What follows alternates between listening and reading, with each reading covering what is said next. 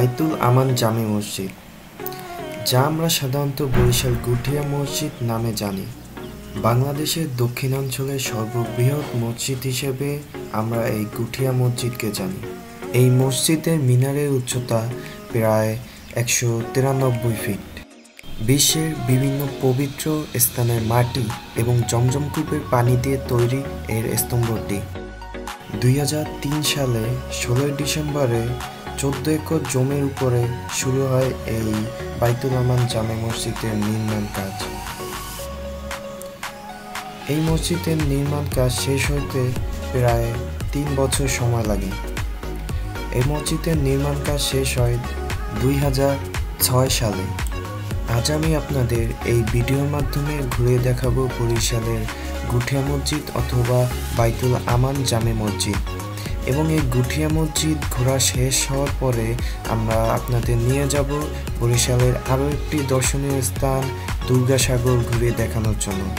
এবং এই দুর্গাসাগর ভ্রমণের ভিডিও হবে এই গুঠিয়া মসজিদ ভ্রমণের পর্ব 2। আপনারা অবশ্যই এই গুঠিয়া মসজিদ এবং বরিশালের দুর্গাসাগর ভ্রমণের দ্বিতীয় পর্ব দেখবেন। তো গাইজ, বরিশালের গুঠিয়া মসজিদ এবং দুর্গাসাগর ভ্রমণের জন্য আমাদের যাত্রা শুরু হবে বরিশালের নতুলাবাদ থেকে। এখানে টিকিট কাউন্টার থেকে আমরা পার পারসন 25 টাকা করে টিকিট নিয়ে আমরা এই বাসটিতে চলে যাব এখনই দুর্গাসাগর এবং বরিশালের গুঠিয়া মসজিদের উদ্দেশ্যে। তো আমার সিট পরে বাসের পিছনের অংশে, ঠিক এই সিটের জানালার পাশে। আমরা এখন আগে যাব বরিশালের গুঠিয়া মসজিদের উদ্দেশ্যে, তারপরে আমরা আপনাদেরকে বরিশালের দুর্গাসাগর ঘুরিয়ে দেখাবো। তো আমাদের বাস কিন্তু ইতিমধ্যে ছেড়ে দিয়েছে বরিশাল গুঠিয়া মসজিদ যাওয়ার উদ্দেশ্যে।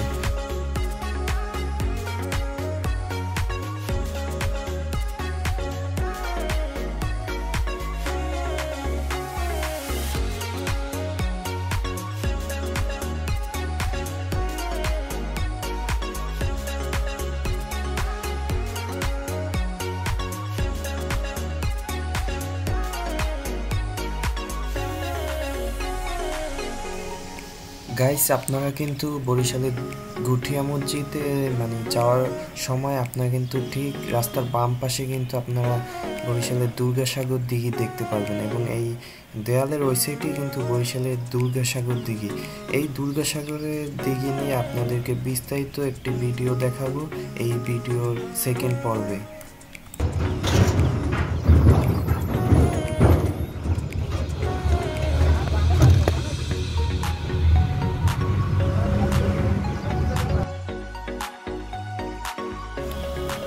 গাইস, আমরা কিন্তু ইতিমধ্যে চলে এসেছি বরিশাল গুঠিয়া মসজিদের সামনে এবং ঠিক বাসে রাস্তার ওই অপোজিট সাইডে কিন্তু বরিশাল গুঠিয়া মসজিদ। তো গাইস, এই হলো বাইতুল আমান জামে মসজিদের গেট এবং এর ভিতরেই কিন্তু ওই যে দেখা যাচ্ছে মসজিদ। আসলে নামাজের পরে এই বাইতুল আমান জামে মসজিদের গেট খুলে দেওয়া হয় পর্যটন অথবা যারা নামাজ পড়বে তাদের জন্য। গেট থেকে ভিতরে ঢুকেই রাস্তার বাম পাশে এই মসজিদের অবস্থান এবং এই রাস্তাগুলো কিন্তু বেশ সুন্দরভাবে ডেকোরেশন করা, দুই ধারে পানি দিয়ে আবদ্ধ করে একটা কিছু তৈরি করা আছে এবং এই রাস্তা দিয়ে সোজা মসজিদটি সামনেই। এবং এই মসজিদটি কিন্তু ডেকোরেশন অসাধারণ। কোথায় জুতা রেখে ঢুকতে হয় বা এখানে রাখতে হবে নাকি একদম উপরে, সেটা কিন্তু আগে জানতাম না। আসলে জুতা রাখতে হয় একদম সামনে মসজিদে ঢোকার আগে। তো আমি ভাবছিলাম এইখানে খুলে ঢুকবো, কিন্তু না, সামনে জুতা রেখে মসজিদের ভিতরে ঢুকতে হয়।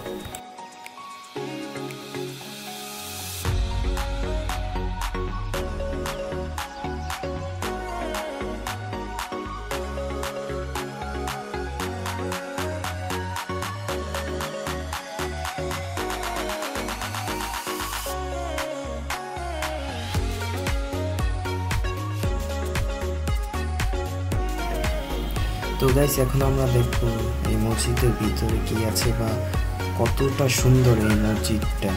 তো এই সুন্দর একটা দরজার ভিতর দিয়ে ঢুকছি এবং ঢুকেই উপরে একটা অসাধারণ কাজ করা আছে এবং চারিদিকে কাচের লাইট বা আরো অসাধারণ ডিজাইন করা আছে এর ভিতরে।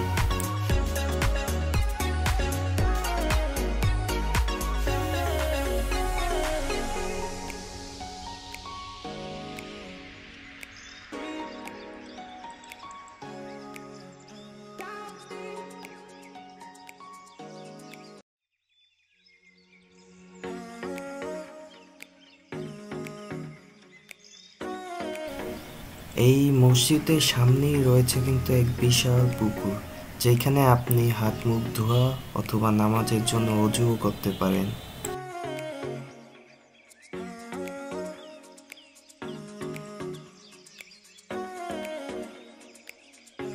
এই মসজিদের সামনে কিন্তু একটি ছোট বা পুরাতন মসজিদ ছিল, যেটি সংরক্ষণের জন্য এই মসজিদ কর্তৃপক্ষের একটি অসাধারণ ব্যবস্থা।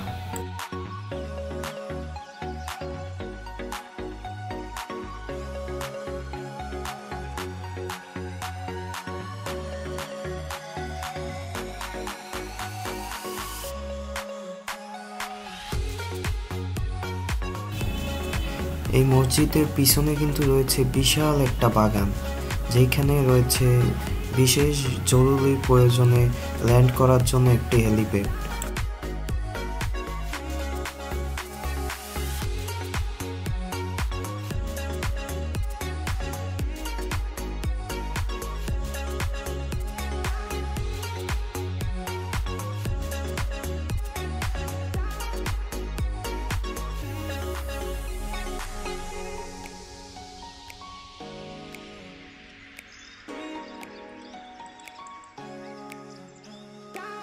যারা মসজিদের সামনে পুকুরে এই পার থেকে এসে আপনারা মসজিদটি না দেখবেন, তারা কিন্তু এই সুন্দর ভিউটা মিস করবেন।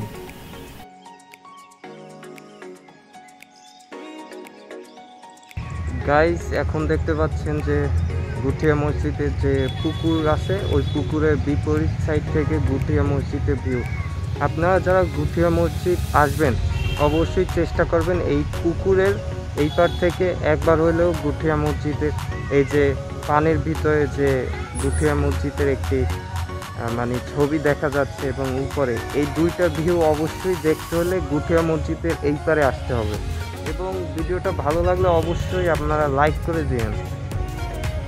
গাইস, আপনারা চেষ্টা করবেন এই ভিডিওর সেকেন্ড পার্টটা দেখার জন্য, যার কারণ হচ্ছে এই ভিডিওর সেকেন্ড পার্টটা তৈরি হচ্ছে এখানকার দুর্গাসাগর নিয়ে। যা এই আলাদা পার্ট দেওয়ার কারণ হচ্ছে যে একই ভিডিওর ভিতরে আপনাদেরকে এই দুইটা মানে সম্পূর্ণ দেখিয়ে শেষ করা যায় না। তো এই ভিডিওটা দেখলে লাইক করে এবং এর পরের যে পর্বটা হবে দুর্গাসাগর নিয়ে, ওইটা আপনারা দেখে আসবেন।